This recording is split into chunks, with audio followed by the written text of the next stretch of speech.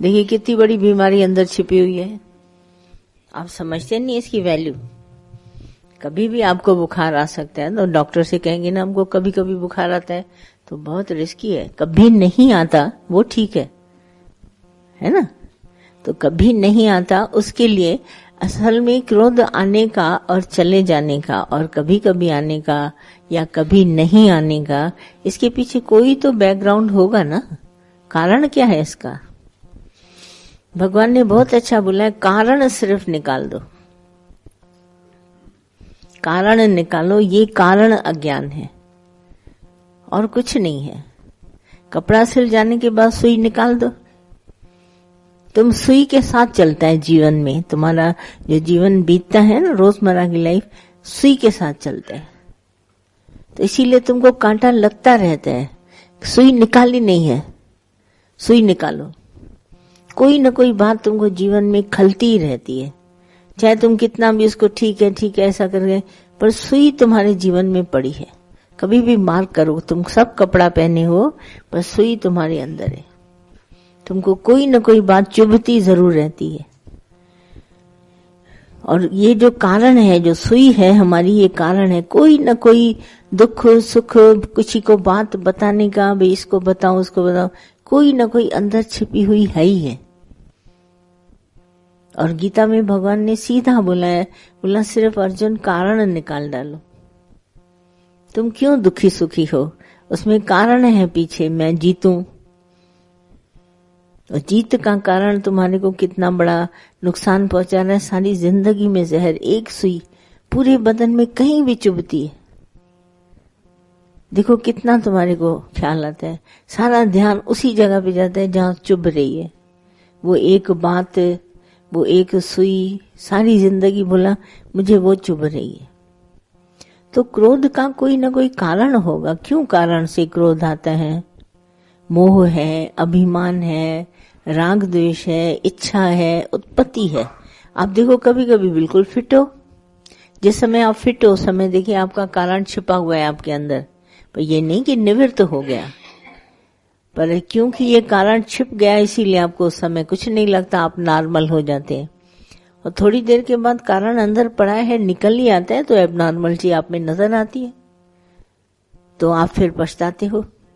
तो ये कभी कभी निकले या कभी आया कभी नहीं आया, ये बीमारी तो है ही आपके पास। आप अपने को ढकने की कोशिश न करो, सुई तो लगी हुई है। और इसके पीछे रीजन क्या है?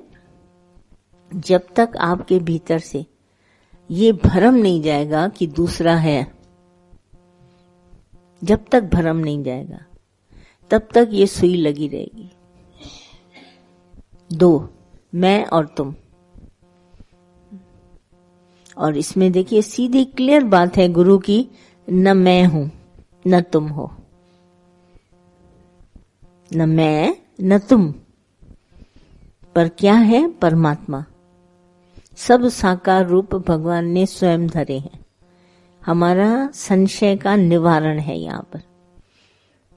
अब आप सभी बैठे हैं, आप हो या आपसे अधिक हो या कम हो या दो हो या तीन हो, भ्रम निवारण है, न मैं न तुम। भगवान। तो जब परमात्मा है, अब मुझे कारण बताओ, अब मुझे बताओ, कोई झगड़ा झेड़ा, कोई बात, कोई चिंता, कोई गम, कोई दुख बताओ। जिस समय तुम बोलता है मैं, तो सामने तुम जरूर आएगा। ज्ञान सिर्फ अध्यात्म इसी के लिए है।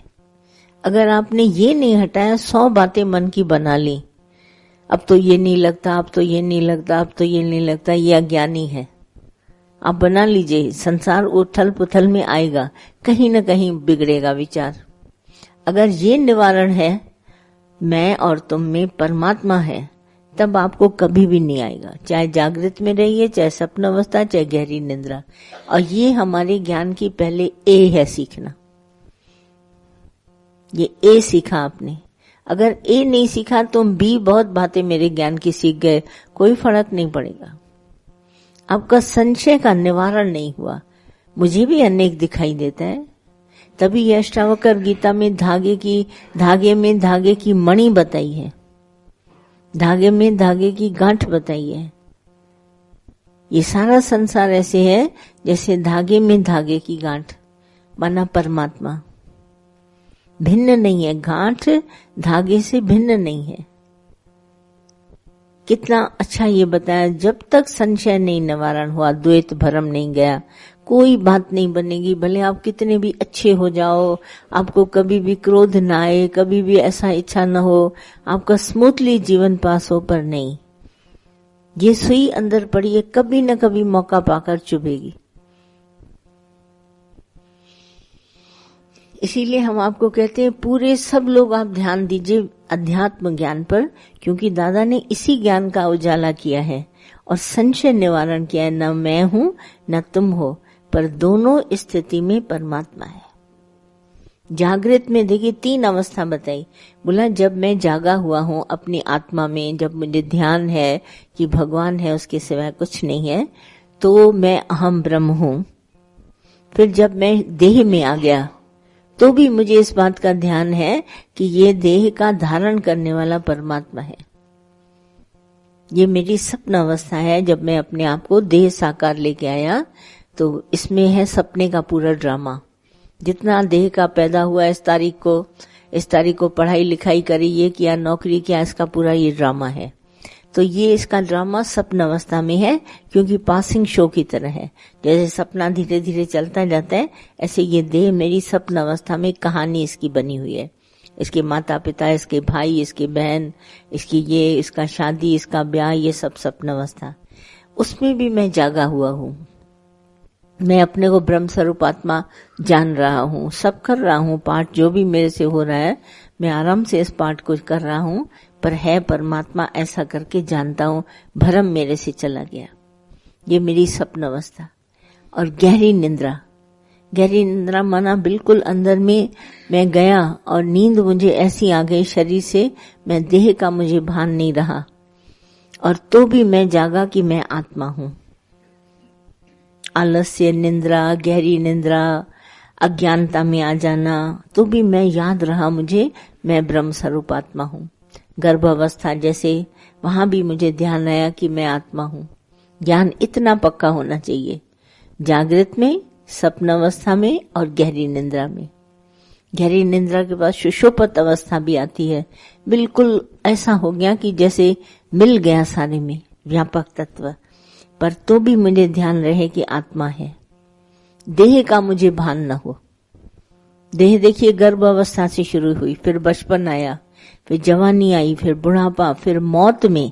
मौत के समय भी हमें ऐसा महसूस हो मैं नहीं मर रहा हूं, मैं नहीं मर रहा, मेरा शरीर ये जो सपन अवस्था का मुझे मिला था उसका ड्रामा है, वो जा रहा है।